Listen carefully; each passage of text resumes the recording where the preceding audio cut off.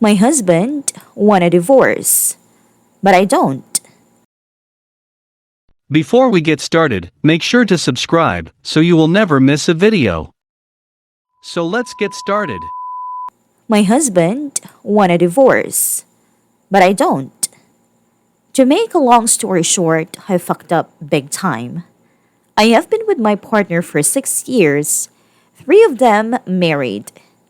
I never once felt the need to seek out other men or even cared to even interact with anyone else until this past year.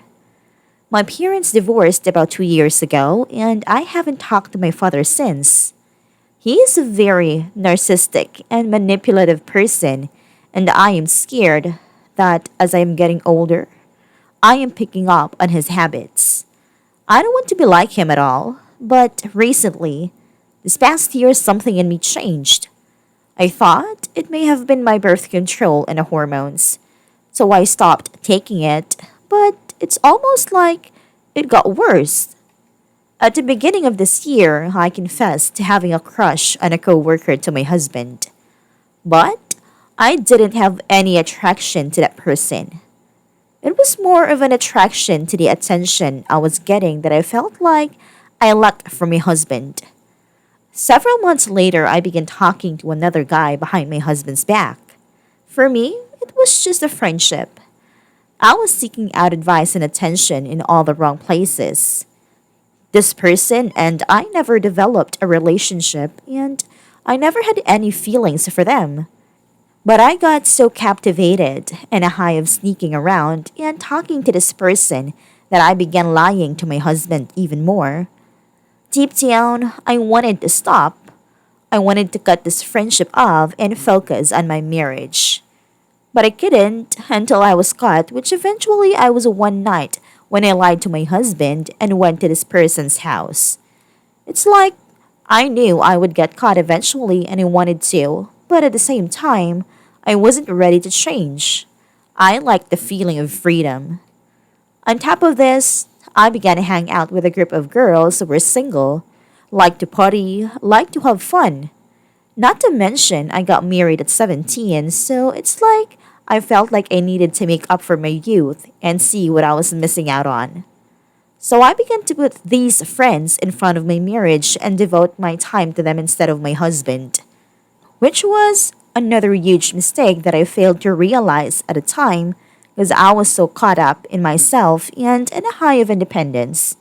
Then, recently, an old acquaintance from high school reached out to one of my girlfriends and asked for my number.